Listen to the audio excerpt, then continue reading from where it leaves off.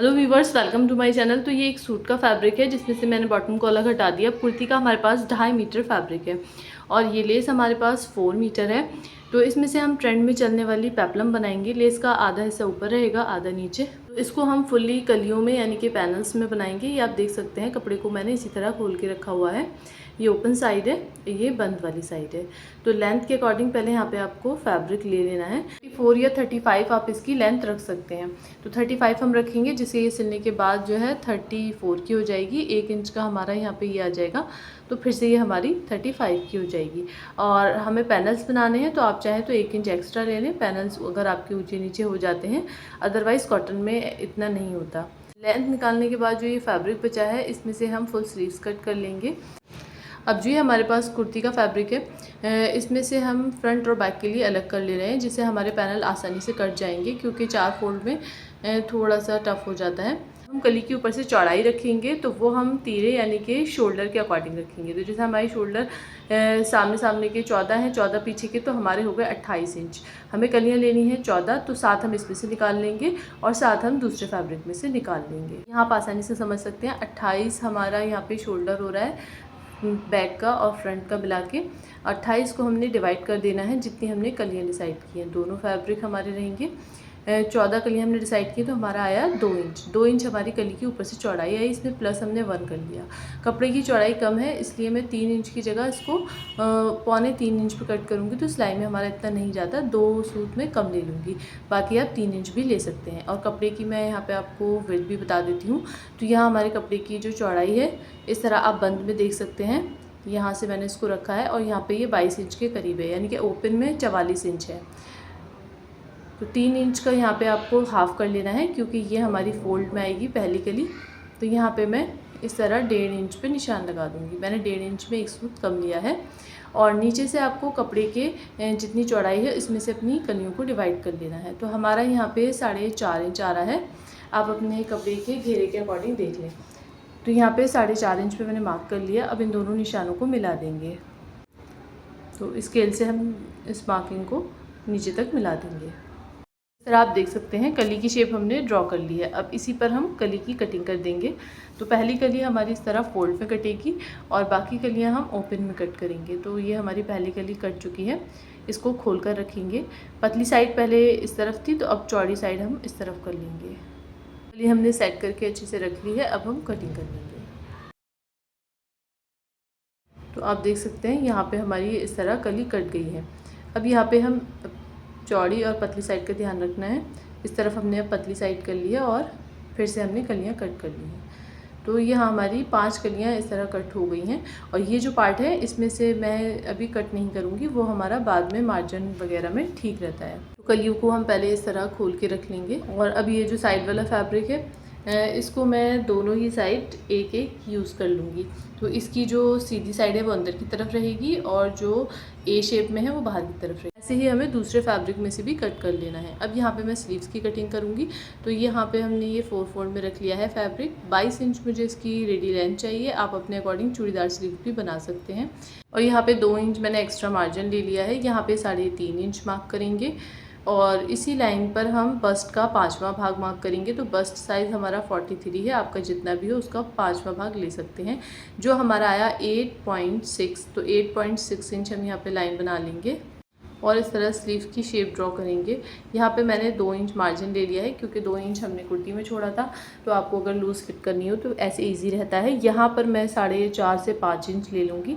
आप अपने अकॉर्डिंग ले सकते हैं। और इस तरह स्लीव्स की शेप को ड्रॉ कर लेंगे। एक और निशान लगाएंगे और यहाँ पे मार्जिन को भी ड्रॉ कर लेंगे। तो यहाँ पे मैंने सिंपली स्लीव्स की कटिंग कर ली है और फ्रंट आर्म होल की भी कटिंग कर दी है। और यहाँ पे हम 2-3 जगह यहाँ पे नॉचेस लगा देंगे। तो इस तरह हमारी स्लीव्स की कटिंग हो गई है। पैनल्स हमने ज्वाइंट कर लिए हैं। पैनल्स मैंने कई वीडियो में ज्वाइंट करना बताया है। इस तरह मैंने इसको फोल्ड करके रख लिया है। ऐसे ही हम इस पर अपना दूसरा पार्ट भी रख लेंगे। दोनों पार्ट हमारे सेम है। साइज़ के अकॉर्डिंग मार्किंग करेंगे। तो आपके शोल्डर 7 इंच, 7.25 इंच जितने भी हों आप यहाँ ले सकते हैं। मैं 7 इंच यहाँ पे शोल्डर के लिए मार्क कर रही हूँ। और यहाँ पे ना आपका थोड़ा सा ये जो है आपको देखना पड़ेगा, 7 इंच ही रहना चाहिए। और ऐसे ही एक बार और आप यहाँ पे इसकी पूरी लेंथ ले लें, जैसे 7.5 इंच। तो 7.5 इंच पर भी आपको ये देख लेना है कि हमारा इतना ही रहना चाहिए, ठीक है। तो ऐसे ही हम यहाँ पे इस तरह मार्क कर लेंगे।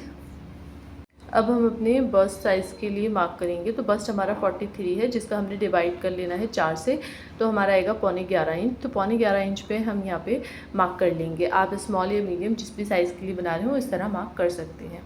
और यहाँ पे हम 1/2 इंच शोल्डर डाउन कर लेंगे। 1/2 से 1.25 इंच शोल्डर डाउन कर सकते हैं आप यहाँ पे, क्योंकि इस तरह बाहर की तरफ निकले हुए हैं। और यहाँ पे हम 2 इंच एक्स्ट्रा मार्जिन ले लेंगे और इस तरह सेंटर से आर्म होल की शेप ड्रॉ करेंगे। आर्म होल की शेप हमने ड्रॉ कर ली है। अब यहाँ से ना इसको इस तरह ए शेप में मिला देंगे, क्योंकि कमर वगैरह में कोई ढाल नहीं देना होता, यही इस कुर्ती का लुक है। और यहाँ से इस तरह मैं कट करूँगी इसको, और जो ये हमारा एक्स्ट्रा है उसको यहाँ इस तरह मिला देंगे। कटिंग हमारी हो गई है। अभी हम फ्रंट में आर्म होल की कटिंग कर लेंगे। अब हम बैक पार्ट में नेक लाइन की कटिंग कर लेंगे। तो अगर आप कैनवास पे बना रहे हैं तो 3 इंच ही ले लें। मैंने इसको 2.5 इंच और यहाँ से गहराई भी इसकी 2.5 से 3 इंच ले ली है। तो बैक नेक लाइन की हमारी कटिंग हो गई है। अब हम फ्रंट के लिए नेक लाइन कट करेंगे। तो यहाँ पे 3 इंच मैंने इसकी चौड़ाई रखी है, 6 इंच हमारा टोटल रहेगा। यहाँ से मैंने 3 इंच रखा है, आप 3.5 इंच भी रख सकते हैं। इस तरह हम इसको ड्रॉ करेंगे। और यहाँ से जो इसका ये रहेगा, तो ये मैंने आधा इंच से कम रखा है, 1.25 इंच के करीब हमारा ये खुला रहेगा। आप 1 इंच भी रख सकते हैं। और इस तरह यहाँ पे हम वी में ड्रॉ कर लेंगे। अब यहाँ पे 1.25 इंच पे इस तरह राउंड में मार्क करेंगे, और नीचे जो ये हमारा वी है इसमें भी इस तरह मार्क करके और इस तरह तिरछा हम इसको ड्रॉ कर लेंगे। नेक लाइन की कटिंग कर लेंगे। तो यहाँ पे हमारी नेक लाइन की कटिंग हो गई है। अब हम यहाँ पे अपना फ्रंट पार्ट लेंगे और इसका यहाँ पे सेंटर कट करेंगे। और नेक लाइन को हमने कपड़े पे पेस्ट करके रेडी कर लेना है, और उसका भी हमने सेंटर कट कर लिया है। और यहाँ पे हम रखेंगे, सिलाइयाँ लगाएंगे। तो यहाँ पे सेंटर की सिलाई मैंने लगा ली है। आप इनसे भी सिक्योर करके सिलाइयाँ लगा सकते हैं।